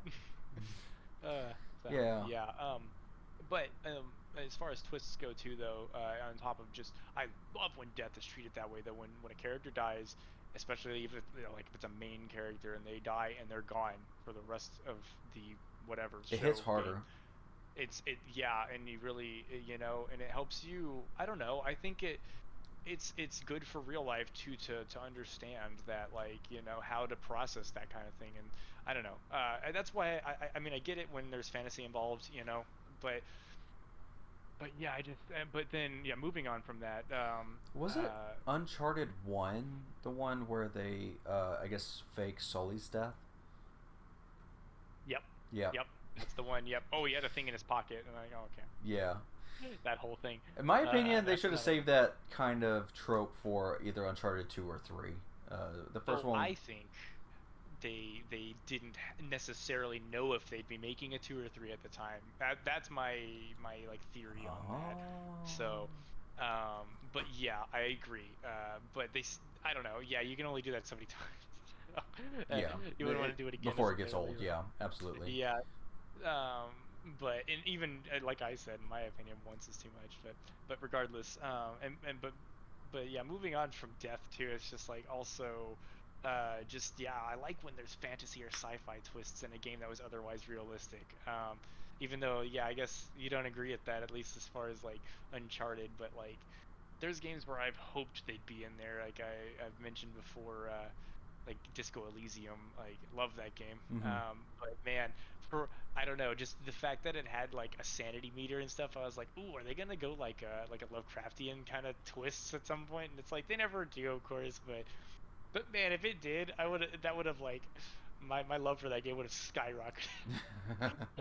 Like I would be like, Yeah. everyone needs to play this game. I kind of already say that anyways, but man, that would have been like, I have to, like, everybody needs to experience this. Yeah. I guess in a way, this could fall into switching genres, like Yeah, kind of, yeah. like you. I guess Spyro comes to mind because in Spyro 3, you're used to playing as the dragon from the first two games, and then all of a sudden it changes characters on you to switch up the type of genre depending on the character that you play. Like the penguin can go around flying around. You can drop bombs and do gameplay that way, and the monkey allows you to go into like first-person shooter mode, and it's completely change up Wow. in the flow of the game.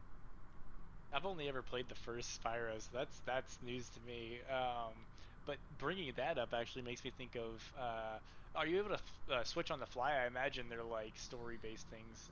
They are their own levels that you go into. Okay, on Yeah. levels. Okay, so yeah, so it kind of is in the same vein of like a more recent example of that would be Spider-Man, actually, like the PS4, um, for the PS4, where people didn't like it with the Mary Jane segments, and like, oh, it's a stealth game all of a Yeah. sudden.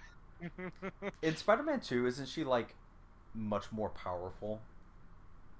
She's more powerful than in the first game, yeah. Yeah. That I don't know. I'm indifferent on those segments, but to be fair, I'm not a fan of uh, super stealthy games in general. Anyways, I don't like games where, like, if you're spotted, you lose. Like, I don't Agreed. know. I'm just not I good at those. I prefer stealth games that are built where the game is built around the stealth mechanic. Yeah, well, yeah, but I like it when you can fail, but you can continue after failing, and like, and Yeah. kind of deal with the And fallout. yeah, Yeah. exactly. Whether the enemies get harder or whatnot. Or something, or maybe you can re-stealth or something like that. Yeah. Batman did a great way of doing that. If you Throw get a smart spotted, you can bomb. make it back in. Yes, you can get out of there. Yep. And like, so yeah. And like another one that comes to mind is, even though I was awful at the stealth in it, was Metal Gear Solid 5, which I don't think you've gotten to yet, have you? I have. I played through the Oh, you have. first chapter, and then I'm taking a break of it right now, and I'll eventually get back into it. I think I've only played through the first chapter myself, but I liked the stealth mechanics in that game. I was like, wow. And then Yeah. if you fail, like, you can just, okay, we're going in guns blazing now. Like, that's cool. Yeah. I Built around the prefer, mechanic. yeah, I do prefer when you can re-stealth kind of thing, when there's like a mechanic for that. Absolutely. But Yeah. at the very least, if there's a way to deal with it instead of it just being game over, I prefer that. Yeah, and I think the Mary Jane segments are game over type of thing. Right. She gets spotted, and then that's it. You have to start over. Yeah, That's and it's really like, annoying. at least they're just segments, I guess. So it's like, okay, I guess, but But it's segments that bogs down the flow of the game, it and does. that's Yeah, it that's a does. problem that a lot of people have. Yep, it does. And yeah, so yeah, so when it comes to stealth, I think stealth is just such a divisive topic in general, in video games, because some people love it and some people don't. Um, but anyways, yeah. Um, but when it comes to like incorporating, yeah, fantasy or even sci-fi elements to like a game that was otherwise at least somewhat realistic, or taking a different take on things, I don't know. I like when they do that, especially, well, specifically, I would say when it's story, like, it's incorporated within the story somehow, and it makes it make sense a little bit, Right.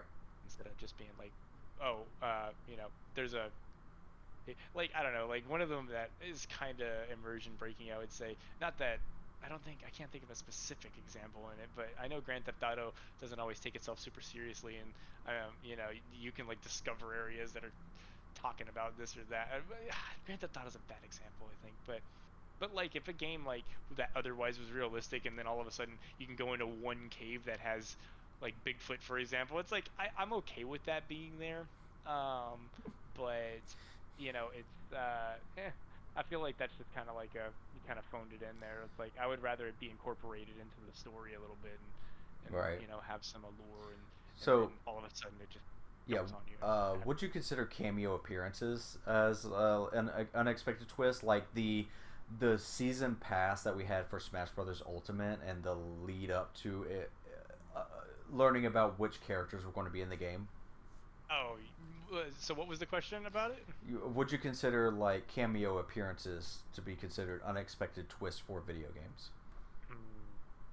And learning I like mean, which, yeah, like Smash Brothers would be a specific example, I think, because it's all about that. That's what it's become, anyways. You know what I'm saying? you're right. Like, yeah, it's become the game of crossovers and like who's it gonna be next, you know? And they made a whole spectacle of that. And I think they did a really, really good job with that. Well, they did something similar with the DLCs for like Mortal Kombat or Street Fighter. Yes, and so fighters in general tends to like doing crossovers. I can't really think of another game that does like crossovers, or another genre, I guess, Marvel that does versus Capcom. crossovers. Yeah, it's the fighter though. Yeah, I can't think of like, cause then Any other you've got genres? Soul Calibur, Yeah. but like genres, I can't think of another genre other than fighters that do those crossovers. I don't know if I'd consider that in the same vein necessarily, because it's, well, first of all, I don't think there's a single, except for Mortal Kombat. So I guess not a single. Mortal Kombat, at the very least, has a story-based reason for them to happen, because there's like multiverses and everything like Yeah. in within the lore. Right. Um, but a lot of them, like Smash Brothers, like there's just the opening cutscene of like everybody's popping in for some reason. It's like, I don't, okay. Well, it's meant to They're all represent toys. the kid is like playing with his toys or his action figures, Well, in and the he's original one, in sure. the original one, yeah. And Yeah. then I think Matt Pat did a whole theory video about each sequel after that, what it represented. Yeah, because like, what would Ultimate be? You know, like in that one, they're all like running around. I don't know. It's like everybody was summoned like the Avengers They're all or sprites, okay? They just come to Okay. life all of a sudden. Okay, sure. Yeah, Or it definitely takes a stretch of the imagination yeah, for fighting games, but I prefer it when there's a lore reason, like Mortal Kombat, the way it can explain that, and that's cool to me, anyways. That makes it there's a one grand level. tournament. Everyone's invited. Yeah, and we've got multiverses and ways of pulling people out of different multiverses and stuff to join this fight and Right. everything. That's badass. Like when you can do In a that. sense, no, I guess that was something different. Anyway, so are you talking about Well, unexpected twists in a story sense, or would that, I guess, characters revealed for fighting games also count? I mean, you can loop it in if you like, but I yeah I think that's actually a worthy like inclusion, because what's cool about when they're included in fighting games, especially with Smash, and they would make like a whole like announcement for them, um, is that like it creates, there's a community that all gets to react like at the same time Oh to yeah. the thing. Where like in a video game, you have to sit down and play it yourself, like separately or whatever, and talk about it later. But like Right. with fighting games, you can all respond at the same time, like, oh, like, did you see that? Yeah. So that's cool. The one that comes to Another one. mind was the reveal of Banjo Kazooie in Smash Ultimate. That was a real good time to be a Yeah. Smash fan. Oh yeah. For sure, that's one that was, yeah, and then Sora too at the end for Yep. me was one that like I know had been asked for forever from fans, and it's like, wow, like first Yeah. it was Cloud. They've done such a good job with Such a like good job. listening to the fans. Absolutely. Yeah. For the most part, man. But then you have a volatile fan base too, and I remember when Byleth was announced, it wasn't quite the same. Right. At least not over here in Americas. All But right. Do you have yeah, anything another else one you? I was gonna bring one more up Yeah. actually. It's another Uncharted, but like another, like they did it again in Uncharted 2 with the Yetis. Um, they at the towards Yeah. the end of the second game, I I think it remember was the that. second game. That, yeah, there's like Yetis, and then you find out that they're like not really, but still, like that part was super cool to me. I loved that kind of like, whoa, all of a sudden it's like there's some like not realistic stuff going on. I don't know. That's just so interesting to me. When like you've established everything to be one way, and then all of a sudden it's like, well, actually, there's like a super soldier serum that's being injected to people. It's like, well, what? I don't know. That's cool. Yeah. Yeah, absolutely. The Yetis again were kind of one of those like Fantasyland inclusions into Uncharted that I kind of wish they went with it in a different direction. But I it's like still it. perfectly Yeah. fine the way they did it. Oh man, it's so cool to me. I love that shit. It's so cool. Um, well, and then I mean, to appease to you a little bit, they weren't actually Yetis, so. Right, that's true. But yeah, um, but I still would have been, yeah, go whole hog, man. Make them real Yetis. That would have been that would have been so cool. Like, yeah. Anyway, but other than that, yeah, no, I think that's my piece on that. That's what I wanted to say. All right. I'm Well, curious we're what going to go other ahead people and think start about that. wrapping it up. Going into our next topic, Bash, this is the part of the podcast I call it the Hobbyist. It's a segment where I get to ask the guests, what exactly are you working on lately? What are you doing to pass the time? Pass the time. Yeah, Well, what are you I mean, playing right now? yeah, games is like most of my hobby and passing pastimes, or things to pass the time. But yeah, I mean, let's see. Well, I have been playing a lot of Dragon's Dogma 2, but I've Yeah. gotten to a point that I've pretty much beaten that game. There's there's like I'm in the end game now of that one, so I'm kind of at a point that I'm gonna set that one down, I think, for a little bit, and then probably come back to it. Okay. But I really enjoyed what I had, but yeah, it's a little bit hollow being done with it. But What are you anticipating playing next? um, well, the thing is, yeah, I juggle games a lot too. So I play alternatively it's from my PC or console, I guess, but mostly PC nowadays. And then I also play on the Steam Deck, and I'm able to like work remotely and kind of multitask with that. So the Steam Deck, I've generally been playing games that the Steam Deck can run, I guess, and I've been playing Marvel Midnight Suns on that. Which I'm actually very, very close to beating that game now too. I'm at the last. I'm in the like end game. It's not an end game grind, I guess. It doesn't have to be if you don't want it to be, but Hmm. they give you some new content to play around with right before finishing the game and being like, this is the last mission. Oh, So nice. I'm playing around with the new content before I do that. But yeah, so that's where I'm at in that. Midnight Suns has been excellent. Another game that's a little bit bogged down with its pacing, I will say, but Right. but a good game nonetheless. The gameplay is very good, so that makes up for that. All right. Well, yeah, that's about it for me, I think. Looking forward to though. I'm either gonna. I have a bunch of games on the horizon for me. I don't know. I want to get back into Fallout 4. Yeah. I want to get That's one I into. quite enjoyed myself. Yeah, I want to get into KOTOR 2, like I said, Knights of the Old Republic 2. Um, and there's another. Oh, and I need to play more since I kind of got everybody to buy Gotham Knights in our little friends group. It's like I need to get more into that, but now I want to play the Arkham series again too. So I have a lot of games on my horizon that I'm like excited about. I'm Awesome. probably gonna jump into some Batman next, honestly. Okay, I got you. Yeah, yeah. Batman's always a fun time. I like to get back into Arkham Asylum myself. Oh, it's so good. I love the Hmm. whole series. All right. Next up, let's talk about the free games of the week segment of the podcast where we discuss different game stores that are passing out free games that you can pick up, especially if you have subscriptions to those areas. So, first off, let's go ahead and talk about the Epic Game Store, which you don't need any kind of subscription for. You can always pick up these games once a week, every Thursday, I believe. Yep. And this week they are passing out Ghost Runner. Bash, have you ever played Ghost Runner? Nope. I just picked it up today, actually. Yeah. Never played it. I've heard good things about the first one, and the second one came out recently. I know nothing about it though. Okay. Uh, Looks cool. Yeah, I barely know anything about it either. I think gameplay shows that it's a first person hack and slash. Is it? Okay. Yeah, Uh, that's news to me. yeah, something like that. Nice. I can't really get an idea of what it's all about with this trailer here. It's just cinematic.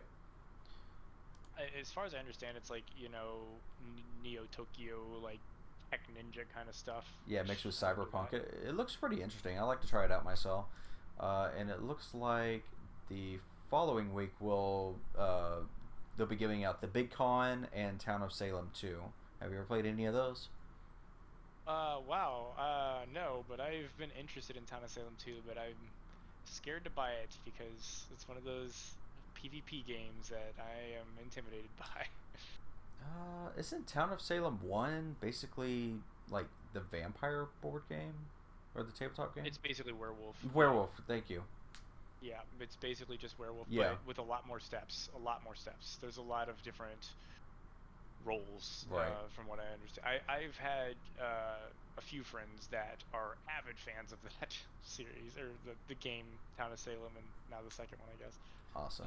That yeah, it's so much to describe that like it's overwhelming, and I think that's part of the point of the game is Okay. that like you don't really know what everybody's doing. Right, yeah, 'Cause, that's like, absolutely the point. Well, yeah, there's like 50 freaking classes. I don't know. There's so many. well, you can look forward to pick those up next week on April 18th.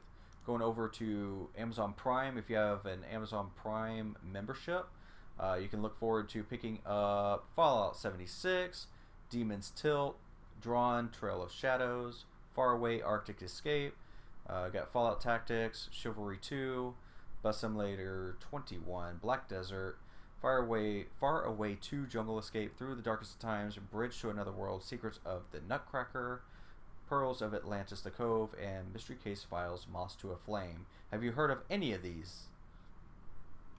You went through a lot really quickly, but I know I've heard of some of them. But So the ones to last point few, out to is be honest. Fallout 76.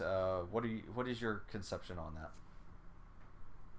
All I know is how it was received when it first came out, which Yeah. was not great. So I never played more.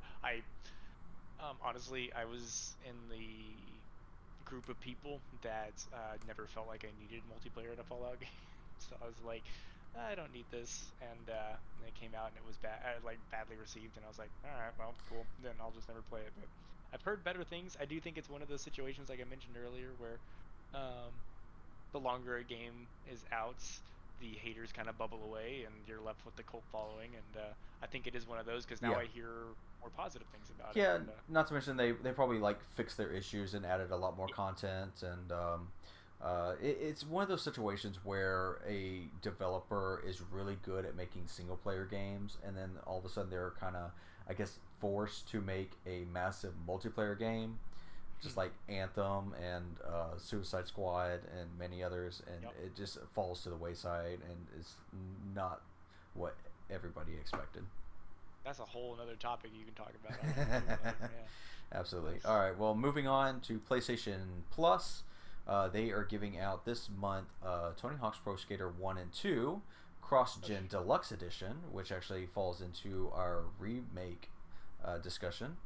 They're also giving away Yakuza Like a Dragon for PS4 and PS5, and the Little Nightmares. Have you played any of these? You said Yakuza 4? Yakuza Like a Dragon for the PS4 and PS5. Whoa! I have not played that one. I've seen a lot of gameplay of it nowadays. It looks great. I've played Yakuza 0, Kiwami. I've played a few of those. I have played Little Nightmares. That game, being a not horror game player, that game is about, as far as I like to go, it was intense. Way more than I expected. The first one, anyways. The second one, it's not as scary. The first one, I wouldn't call it scary. It's like the movie equivalent to like a thriller, but like very close to horror, I guess. But yeah, it's not literally it's not like gory if I remember or anything. Yeah. It's just intense. It was it was honestly tougher to play through than I expected. You know, we're Right. playing. Me and my wife were playing through it in the dark and everything, and it's like, ooh man, it yeah, it's one of those where you know you're kind of helpless and you have to get chased, and oh boy, those are not the games that I play normally. It's not a game for those who can't handle a lot of stress, is what you're saying. Well, in short bursts you'll be fine. Short bursts? If you can handle it. If you can handle short bursts, Yeah. yes, then you'd be fine. But if not, no. Right. And then Tony Hawk, yeah, that's one that I was just talking about, or we were talking about earlier, and I Yep. have not played the remakes, but I wanted to. I had no idea. Is that for this month, April? It is what's on their store right now. I mean, it's showing prices, but that's because I'm not signed in, nor do I Are have you the on? subscription. Wait a minute. Is that for essential or is it what level of PlayStation Plus? That is a good question. I know there are different levels. I believe the more premium you get, the more you have access to more Game Pass like titles, like older stuff. I'm just talking about games that they just pass out every month. Okay, so that's probably the essential level. That's Yeah, pretty nice. I haven't looked into that, but yeah, I will definitely be picking those up. Those are all great titles. absolutely. Oh, yeah. And then finally, for Nintendo Switch Online, they will be releasing Wrecking Crew 98, Super R-Type, and that's in Japanese. What's it called? Amazing Hebereke. Have you heard of any of these? I have not, but Nintendo has a way of releasing a bunch of obscure games that I've never heard of on their service. Now, I played the original Wrecking Crew for the NES, but this one in particular is Wrecking Crew 98. So I guess it's a remake, reimagining, something that I guess a re-release of it with added levels. Wrecking Crew, you control Mario, must dodge enemy attacks as you destroy walls and ladders. Once you wreck it all, you clear the stage. Wrecking Crew 98, on the other hand, is a competition. So it's a 2-player competition game. I like that. Okay. And then that makes sense for Switch Online. Switch Online, yeah. I played Super R-Type before. It's a pretty fun shooter. It's a shooter. Wow. Yeah. From the name, I expected it to be a racing game or something. Wow. Pretty fun one too. R-Type is pretty popular. Yeah, I had only heard of Wrecking Crew because of Smash Brothers. Actually, I know. Yeah, because it's got a stage. It's a stage, yeah. Yeah, absolutely. I think that's where the Yellow Hammer's from too, isn't it? The Golden Hammer is a Smash original, but it's derived from the original Hammer, which came from Donkey Kong. Okay. I thought. Okay. All right. Moving on is the poll of the week, and I am asking the community members, how do you think Sega is going to treat their upcoming Jet Set Radio re-release? Bash, any thoughts? Oh shoot! Wait. Has that not come out yet? Not yet. It's been talked about, but do you think it's going to be a remake, remaster, reboot, or reimagining? It's got to be a remake. Like, that's one of those cult classics. It has to be a remake. A remake. If they do if they do anything but a remake, well, I don't know. Maybe it'll be a reboot, but I kind of. Well, is there a special name for it? Do you know? Or? They haven't really spoken too much about it. They just kind of gave a like a trailer of all these classic games that they're planning on re-releasing. Okay. I'm thinking of another game. Yeah, from the Genesis and Dreamcast days. Okay. There's another game that's in the same vein as Jet Set Radio that came out this year, I believe, maybe into last year. That I can't remember. It has a crazy name. It's ridiculous, but it's very much the same kind of game. I think that's what I was getting confused with. Right. But yeah, I don't know. Yeah, I imagine that would be a remake, hopefully. Anyways. Yeah. Everyone can find this poll on the community tab of Tales to the Basement channel, the YouTube channel. All right. And for the next topic, we will get to comments featured from the previous episode, but oh wait, this is the first episode. So if you would like to leave a comment, or if you'd like your comment to be featured in future episodes of this podcast, make sure you post them down below. I will read them. So is there anything else that you would like to add before we sign off for the night? No, I think I'm good. Just stay gaming, I guess. All right, keep on keeping on. Well, thank you guys for watching Tales of the Basement.